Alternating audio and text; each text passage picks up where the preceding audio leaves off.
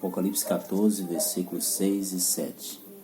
Vi outro anjo voando pelo meio do céu, tendo um evangelho eterno para pregar aos que se assentam sobre a terra, e a cada nação, e tribo, e língua, e povo, dizendo em grande voz: temei a Deus e dai-lhe glória, pois é chegada a hora do seu juízo, e adorai aquele que fez o céu, e a terra, e o mar, e as fontes das águas. O escritor do Apocalipse foi o apóstolo João, aquele que a Bíblia chama de o discípulo amado, que na ceia reclinava a cabeça no peito de Jesus, perguntando quem era o traidor. João escreveu o Apocalipse na ilha chamada Patmos. E no capítulo 1 ele mostra o que ele estava fazendo na ilha chamada Patmos. Ele diz que estava na ilha de Patmos por causa da palavra de Deus e por causa do testemunho de Jesus. Ou seja, pregar o evangelho naquela época, no século I, era seguir o caminho certo para a morte. Jesus já havia profetizado para o discípulo esse tempo. Ele disse que eles seriam perseguidos, que seriam odiados de todas as nações por causa do meu nome. Então, logo se cumpriram essas palavras. Todos os apóstolos de Cristo foram mortos por imperadores romanos. João foi o único que escapou. A história relata que ele foi lançado num caldeirão de óleo fervendo, mas escapou de maneira miraculosa, porque Deus tinha um plano: revelar para ele o Apocalipse para mostrar para nós hoje as coisas que em breve devem acontecer. Então ele foi levado como prisioneiro para a ilha de Patmos. E na ilha de Patmos ele teve uma visão do Cristo glorificado que lhe apareceu. Está registrado no capítulo 1 de Apocalipse. E lhe foi dada a ordem de escrever o que ele visse e ouvisse. E uma das coisas que ele viu é o texto que nós estamos lendo aqui. Ele viu um anjo voando pelo meio do céu, tendo um evangelho eterno para pregar aos que se assentam sobre a terra.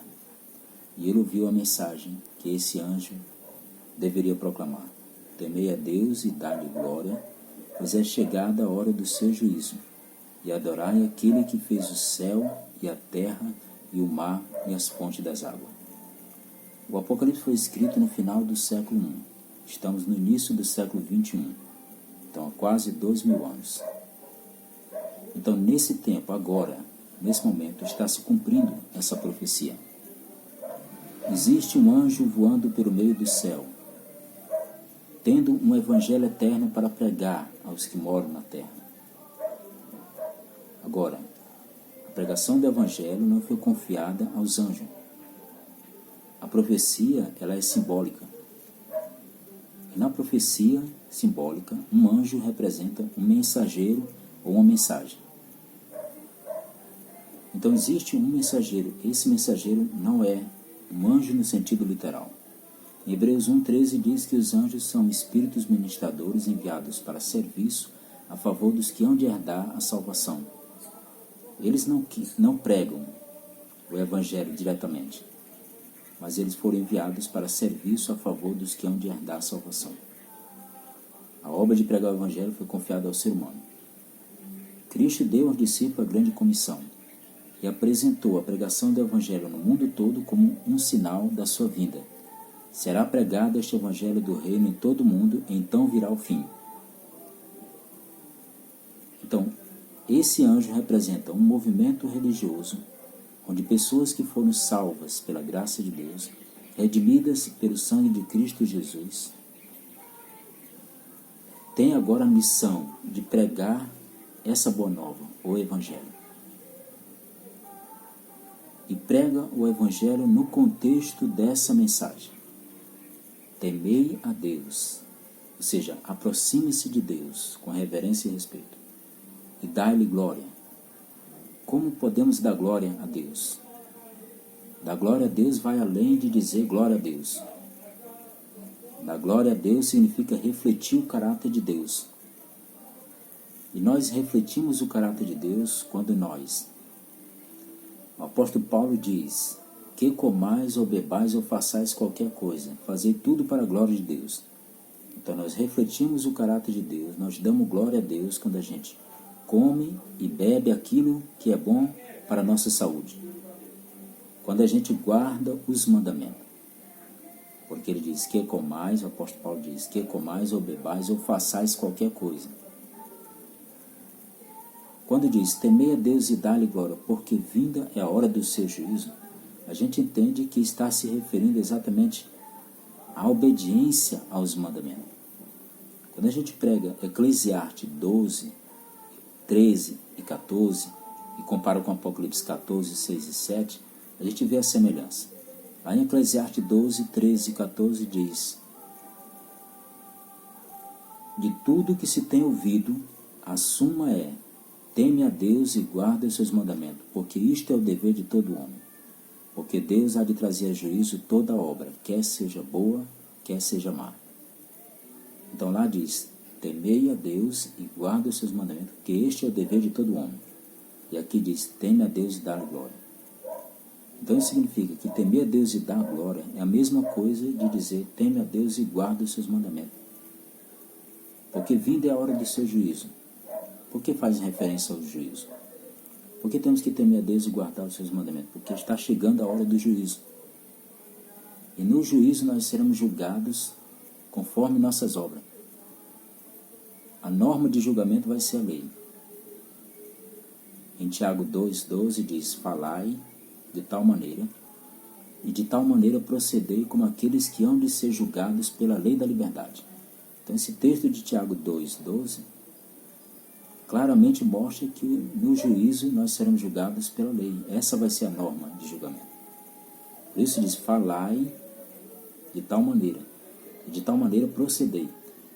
Então nós vamos ser julgados pela palavra, pelo aquilo que falamos e pelas nossas ações. Por isso Jesus diz: de toda palavra ociosa que os homens disserem, hão de dar conta no dia do juízo. Porque pelas tuas palavras serás justificado, pelas tuas palavras serás condenado. Então, palavras, ações, pensamentos, deveres não cumpridos, tudo isso será julgado no dia do juízo. Seremos pesados na balança. Por isso essa mensagem é a última mensagem que deve ser dada ao mundo antes que Cristo volte, porque anuncia a hora do juízo. Nos convida a temer a Deus e dar-lhe glória, ou seja, temer a Deus e guardar os seus mandamentos. Porque vinda é a hora do seu juízo. E anuncia o chamado para adorar aquele que fez o céu e a terra e o mar e as fontes das águas. Adorar aquele que fez o céu, a terra, o mar e as fontes das águas. Por que temos que adorar a Deus? Porque Ele é o Criador do céu, da terra, do mar e das fontes das águas. Ele é o Criador de todas essas coisas.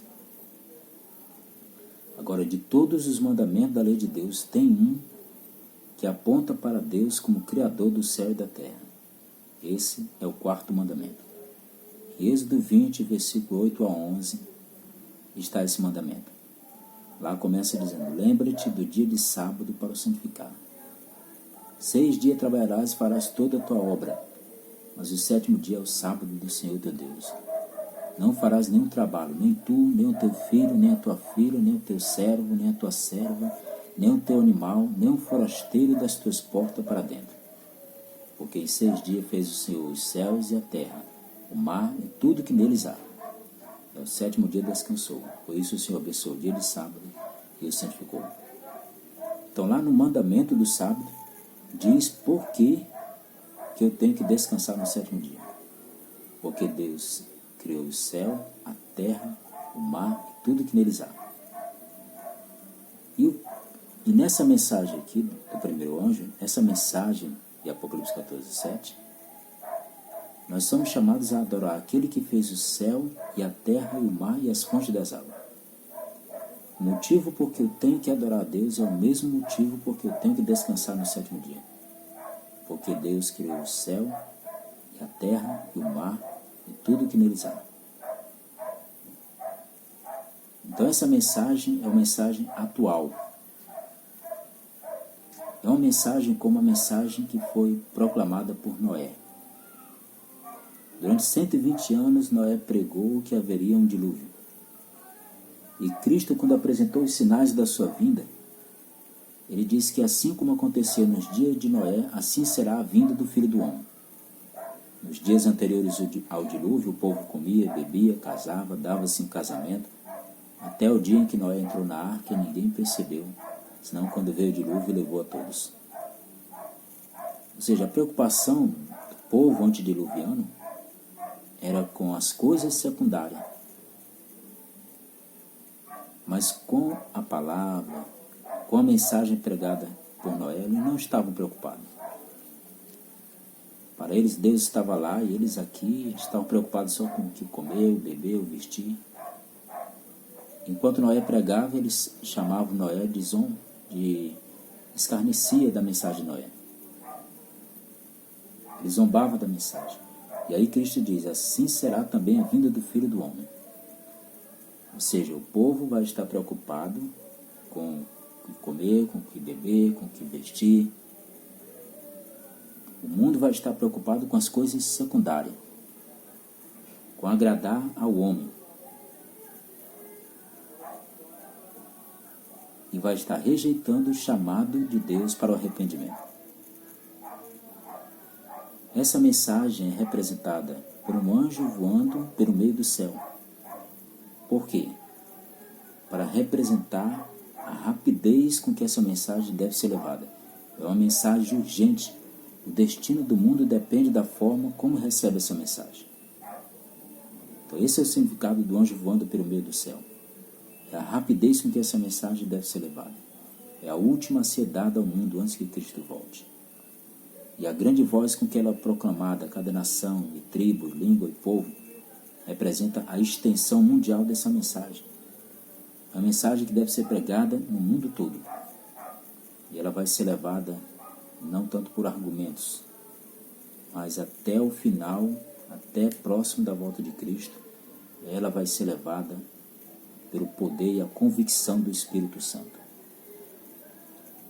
Então, importa que hoje nos apeguemos a essa mensagem e ouçamos esse chamado para temer a Deus e guardar os seus mandamentos, porque a hora do juízo está chegando, e adorar aquele que fez o céu, a terra, o mar e as fontes das águas. O resultado da aceitação dessa mensagem é dado no versículo 12 de Apocalipse 14. Aqui está a perseverança dos santos, os que guardam os mandamentos de Deus e a fé em Jesus. Esse é o povo que vai estar em pé quando Cristo voltar. Esse é o povo que vai estar preparado para o regresso de Cristo, que são chamados santos, não porque não tenham pecados, mas porque andam com Deus, porque temem a Deus e procuram guardar seus mandamentos. É um povo perseverante, por isso que diz, aqui está a perseverança dos santos, os que guardam os mandamentos de Deus e a fé em Jesus. O guardar os mandamentos de Deus é o resultado da fé em Jesus, porque a obediência não é por esforço, a obediência é por fé e por amor. A fé em Jesus é um dom que Deus dá. A fé em Jesus é uma referência ao Evangelho. É uma resposta humana ao apelo divino. Porque o Evangelho é a boa nova de salvação. Deus tomou a iniciativa de salvar a humanidade. Aquele que primeiro ouviu o Evangelho foi Adão e Eva. Em Gênesis 3,15 tem a promessa feita para Adão e Eva, para toda a humanidade. A promessa de um descendente que iria esmagar a cabeça da serpente, que é Satanás. Esse descendente é Cristo, aquele que veio e foi o único que cumpriu a lei plenamente, sendo obediente, como diz a Bíblia, até a morte e morte de cruz. Então ele tanto foi o nosso exemplo como o nosso substituto ao morrer na cruz do Calvário para nos dar a salvação, para nos libertar do poder do pecado. Por isso em João 1:29 diz, eis o Cordeiro de Deus que tira o pecado do mundo. Então a mensagem deve ser pregada e equilibrada, o Evangelho e a lei, no plano da salvação. O Evangelho como única fonte de salvação e a lei como resultado dessa salvação. A obediência voluntária, automática, por amor e por fé. Que eu e você possa atender a esse chamado, a essa mensagem o chamado do Espírito Santo para o arrependimento, para a aceitação do Evangelho e para a aceitação da lei de Deus, incluindo o sábado, que aponta para Deus como Criador do céu e da terra. Os verdadeiros adoradores, quando Cristo voltar, eles terão um sinal. Está lá em Ezequiel 20:20. Santificai os meus sábados, pois servirão de sinal entre mim e vós, para que saibais que eu sou o Senhor, vosso Deus. Que Deus nos abençoe e que nós possamos ser este povo, esses verdadeiros adoradores que Cristo falou lá em João 4, que adora o Pai em espírito e em verdade. Esse é o meu desejo e minha oração para todos nós